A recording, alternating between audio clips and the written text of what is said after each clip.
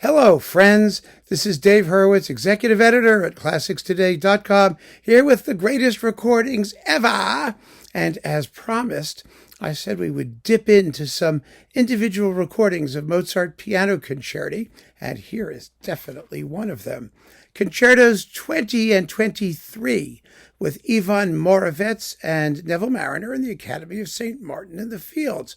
Boy, has this got a lot going for it. It's on the Hänssler label, and if you can't get it individually, there's a Moravec box on Hänssler, which is available, which you should have anyway, that has all kinds of interesting stuff in it.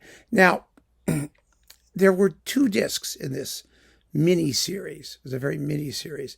Numbers 20 and 23, and numbers 24 and another one. 25, pardon me, 24 and 25. Now Moravec was an extraordinarily selective musician. In other words, his repertoire was somewhat limited. It was bigger than he actually recorded, but he recorded things for all kinds of different labels, small labels, obscure labels. He only made recordings when he felt moved to make recordings. He really cared about what his recordings sounded like because he really cared about what his piano sounded like. He was a touch maven. You know, he really had a gorgeous, gorgeous piano sonority, and he made sure he played on the best instruments, and he could even diddle them and voice them and tune them himself. He had his own little toolkit with him to diddle his pianos if he needed to. He didn't claim to be a piano tuner, but he wanted to be able to make adjustments if he needed to make adjustments. I mean, he really, really cared. He practiced constantly. He could play pieces of dazzling virtuosity. I mean, he did Gaspard de la Nuit, although he didn't actually record it, but he played it.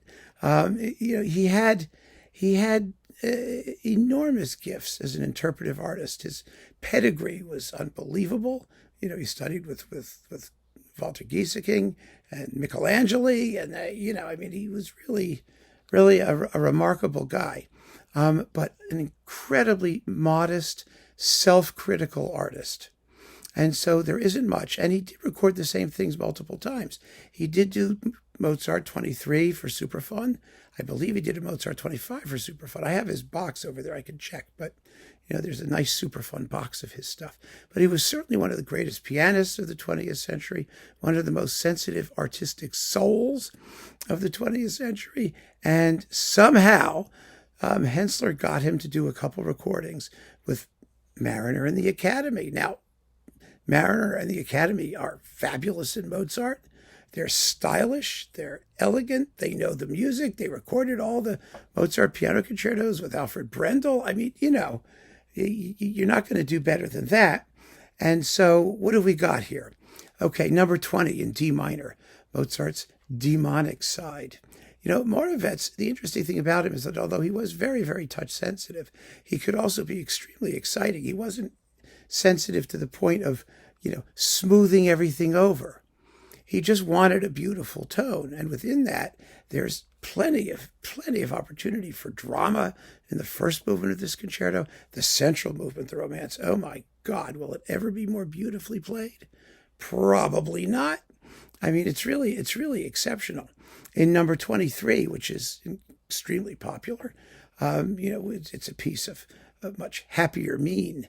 It's all elegance and wit and polish, yes, but he never, ever, ever lets the music sag. He's always conscious of the long singing line. He makes Mozart sing as few other artists ever have. He really does. I mean, you can compare this to other people doing it, and you'll hear exactly what I mean. There's everything is voiced. I mean, that's the key, because Mozart is first and foremost vocal music. And so that's what you get. And you get amazing sonics because he really cared about his sonics. These are gorgeously recorded. Now, these were issued as a twofer at one point. You could get all 4 of these concertos that he did, or you can get individual discs, or you can get the Moravec box, or maybe it's downloadable somehow. I have it on my iPhone, so it must be downloadable in some way. But one way or another, Moravec's doing Mozart piano concertos. The four of them that he did for Hänssler constitute one of the greatest recordings ever by any standard. They're astounding. And they belong in every collection. If you care about Mozart, you care about these works, aside from the big boxes of everything that seem to be popping up like crazy. I think it's wonderful that we can celebrate an artist whose taste was selective, who only did what he thought he could do best. I mean, there's a lot to be said for that. So keep on listening, friends. Thanks so much for joining me. Take care.